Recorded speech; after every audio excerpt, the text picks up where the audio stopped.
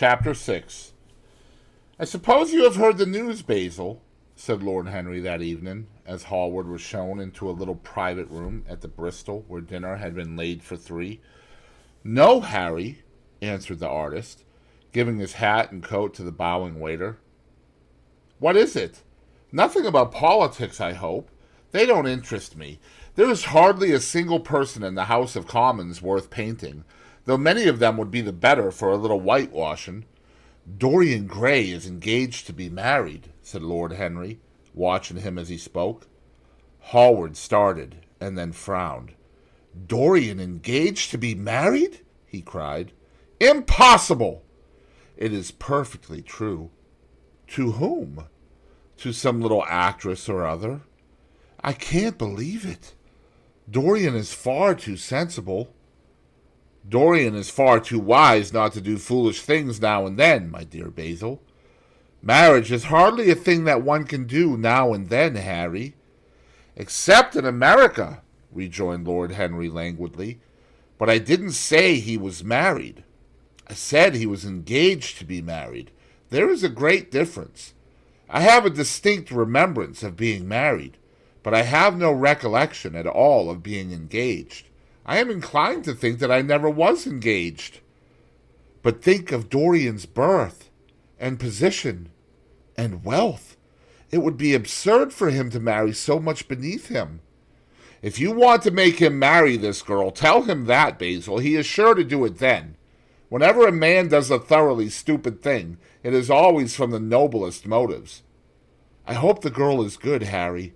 I don't want to see Dorian tied to some vile creature who might degrade his nature and ruin his intellect." "Oh, she is better than good. She is beautiful," murmured Lord Henry, sipping a glass of vermouth and orange bitters. "Dorian says she is beautiful, and he is not often wrong about things of that kind. Your portrait of him has quickened his appreciation of the personal appearance of other people. It has had that excellent effect, amongst others. We are to see her tonight, if that boy doesn't forget his appointment." "Are you serious?" "Quite serious, Basil. I should be miserable if I thought I should ever be more serious than I am at the present moment." "But do you approve of it, Harry?" asked the painter, walking up and down the room and biting his lip. "You can't approve of it, possibly. It is some silly infatuation." "I never approve or disapprove of anything now. It is an absurd attitude to take towards life. We are not sent into the world to air our moral prejudices. I never take any notice of what common people say, and I never interfere with what charming people do. If a personality fascinates me, whatever mode of expression that personality selects is absolutely delightful to me. Dorian Gray falls in love with a beautiful girl who acts Juliet and proposes to marry her. Why not? If he wedded Messalina, he would be none the less interesting. You know I am not a champion of marriage. The real drawback to marriage is that it makes one unselfish. And unselfish people are colorless. They lack individuality. Still, there are certain temperaments that marriage makes more complex. They retain their egotism and add to it many other egos. They are forced to have more than one life. They become more highly organized, and to be highly organized, I should fancy, the object of man's existence. Besides, every experience is of value, and whatever one may say against marriage, it is certainly an experience. I hope that Dorian Gray will make this girl his wife, passionately adore her for 6 months, and then suddenly become fascinated by someone else. He would be a wonderful study." "You don't mean a single word of all that, Harry. You know you don't. If Dorian Gray's life were spoiled, no one would be sorrier than yourself. You are much better than you pretend to be." Lord Henry laughed. "The reason we all like to think so well of others is that we are all afraid for ourselves. The basis of optimism is sheer terror. We think that we are generous because we credit our neighbor with the possession of those virtues that are likely to be a benefit to us. We praise the banker that we may overdraw our account and find good qualities in the highwayman in the hope that he may spare our pockets. I mean everything that I have said. I have the greatest contempt for optimism. As for a spoiled life, no life is spoiled but one whose growth is arrested. If you want to mar a nature, you have merely to reform it. As for marriage, of course that would be silly, but there are other and more interesting bonds between men and women. I will certainly encourage them. They have the charm of being fashionable, but here is Dorian himself. He will tell you more than I can. My dear Harry, my dear Basil, you must both congratulate me, said the lad, throwing off his evening cape with its satin-lined wings and shaking each of his friends by the hand in turn. I have never been so happy. Of course, it is sudden. All really delightful things are, and yet it seems to me to be the one thing I have been looking for all my life. He was flushed with excitement and pleasure, and looked extraordinarily handsome. I hope you will always be very happy, Dorian, said Hallward, but I don't quite forgive you for not having let me know of your engagement. You let Harry know. And I don't forgive you for being late for dinner, broke in Lord Henry, putting his hand on the lad's shoulder and smiling as he spoke. Come, let us sit down and try what the new chef here is like, and then you will tell us how it all came about. There is really not much to tell, cried Dorian, as they took their seats at the small round table. What happened was simply this.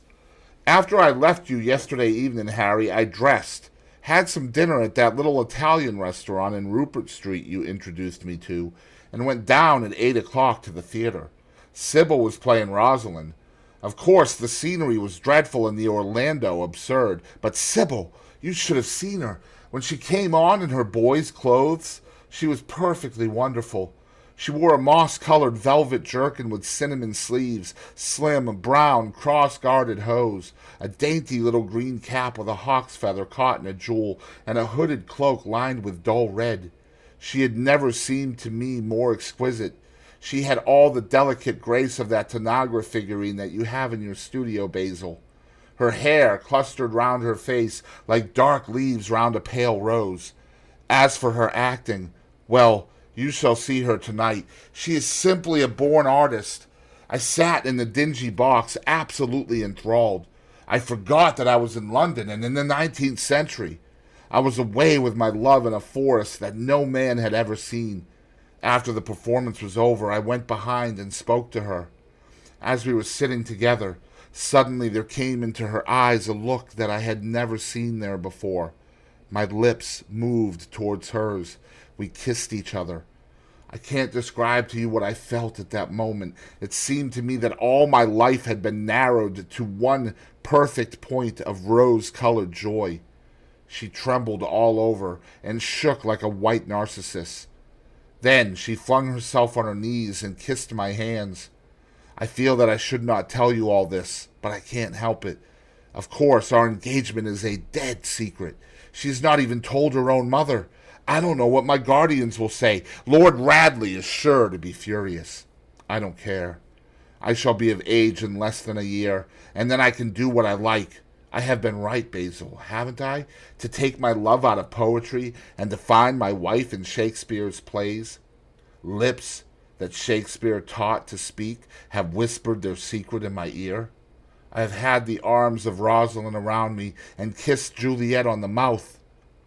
Yes, Dorian, I suppose you were right, said Hallward slowly. Have you seen her today? Asked Lord Henry. Dorian Gray shook his head. I left her in the forest of Arden. I shall find her in an orchard in Verona. Lord Henry sipped his champagne in a meditative manner. At what particular point did you mention the word marriage, Dorian? And what did she say in answer? Perhaps you forgot all about it. My dear Harry, I did not treat it as a business transaction, and I did not make any formal proposal. I told her that I loved her, and she said she was not worthy to be my wife. Not worthy! Why, the whole world is nothing to me compared with her. Women are wonderfully practical, murmured Lord Henry, much more practical than we are. In situations of that kind, we often forget to say anything about marriage, and they always remind us. Hallward laid his hand upon his arm. Don't, Harry. You have annoyed Dorian. He is not like other men. He would never bring misery upon anyone. His nature is too fine for that. Lord Henry looked across the table. Dorian is never annoyed with me, he answered. I ask the question for the best reason possible, for the only reason, indeed, that excuses one from making any question, simple curiosity. I have a theory that it is always the women who propose to us, and not we who propose to the women, except, of course, in middle-class life, but then the middle classes are not modern. Dorian Gray laughed and tossed his head. You are quite incorrigible, Harry. But I don't mind. It is impossible to be angry with you. When you see Sybil Vane, you will feel that the man who could wrong her would be a beast without a heart. I cannot understand how anyone can wish to shame the thing he loves. I love Sybil Vane. I want to place her on a pedestal of gold and to see the world worship the woman who is mine. What is marriage? An irrevocable vow. You mock at it for that. Ha! Don't mock. It is an irrevocable vow that I want to take. Her trust makes me faithful. Her belief makes me good. When I am with her, I regret all that you have taught me. I become different from what you have known me to be. I am changed, and the mere touch of Sybil Vane's hand makes me forget you and all your wrong, fascinating, poisonous, delightful theories. And those are? Asked Lord Henry, helping himself to some salad. Oh, your theories about life, your theories about love, your theories about pleasure, all your theories, in fact, Harry. Pleasure is the only thing worth having a theory about, he answered in his slow, melodious voice. But I am afraid I cannot claim my theory as my own. It belongs to nature, not to me. Pleasure is nature's test, her sign of approval. When we are happy, we are always good. But when we are good, we are not always happy. Ah, but what do you mean by good? Cried Basil Hallward. Yes, echoed Dorian, leaning back in his chair and looking at Lord Henry over the heavy clusters of purple-lipped irises that stood in the center of the table. What do you mean by good, Harry? To be good is to be in harmony with oneself, he replied, touching the thin stem of his glass with his pale, fine-pointed fingers. Discord is to be forced to be in harmony with others. One's own life, that is the important thing. As for the lives of one's neighbors, if one wishes to be a prig or a Puritan, one can flaunt one's moral views about them, but they are not one's concern. Besides, individualism has really the higher aim. Modern morality consists in accepting the standard of one's age.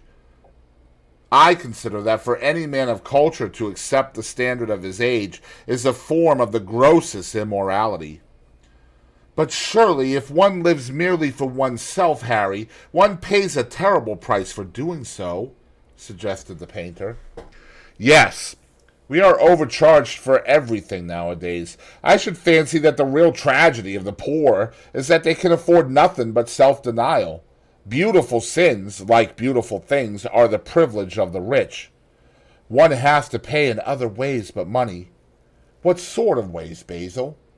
Oh, I should fancy in remorse, in suffering, in the consciousness of degradation. Lord Henry shrugged his shoulders. My dear fellow, medieval art is charming, but medieval emotions are out of date. One can use them in fiction, of course, but then the only things that one can use in fiction are the things that one has ceased to use in fact. Believe me, no civilized man ever regrets a pleasure, and no uncivilized man ever knows what a pleasure is. I know what pleasure is, cried Dorian Gray. It is to adore someone. That is certainly better than being adored, he answered, toying with some fruits. Being adored is a nuisance. Women treat us just as humanity treats its gods. They worship us, and are always bothering us to do something for them. I should have said that whatever they ask for they had first given to us, murmured the lad gravely. They create love in our natures. They have a right to demand it back. That is quite true, Dorian, cried Hallward. Nothing is ever quite true, said Lord Henry. This is, interrupted Dorian. You must admit, Harry, that women give to men the very gold of their lives. Possibly, he sighed, but they invariably want it back in such very small change. That is the worry. Women, as some witty Frenchman once put it, inspire us with the desire to do masterpieces, and always prevent us from carrying them out. Harry, you are dreadful. I don't know why I like you so much. You will always like me, Dorian, he replied. Will you have some coffee, you fellows? Waiter, bring coffee, and fine champagne, and some cigarettes. No, don't mind the cigarettes. I have some. Basil, I can't allow you to smoke cigars. You must have a cigarette. A cigarette is the perfect type of a perfect pleasure. It is exquisite, and it leaves one unsatisfied. What more can one want? Yes, Dorian, you will always be fond of me. I represent to you all the sins you have never had the courage to commit. What nonsense you talk, Harry, cried the lad, taking a light from a fire-breathing silver dragon that the waiter had placed on the table. Let us go down to the theater. When Sybil comes on the stage, you will have a new ideal of life. She will represent something to you that you have never known. I have known everything, said Lord Henry, with a tired look in his eyes. But I am always ready for a new emotion. I am afraid, however, that for me, at any rate, there is no such thing. Still, your wonderful girl may thrill me. I love acting. It is so much more real than life. Let us go. Dorian, you will come with me. I'm so sorry, Basil, but there is only room for two in the brougham. You must follow us in a hansom. They got up and put on their coats, sipping their coffee standing. The painter was silent and preoccupied. There was a gloom over him. He could not bear this marriage, and yet it seemed to him to be better than many other things that might have happened. After a few minutes they all passed downstairs. He drove off by himself, as had been arranged, and watched the flashing lights of the little brougham in front of him. A strange sense of loss came over him. He felt that Dorian Gray would never again be to him all that he had been in the past. Life had come between them. His eyes darkened, and the crowded, flaring streets became blurred to his eyes. When the cab drew up at the theater, it seemed to him that he had grown years older.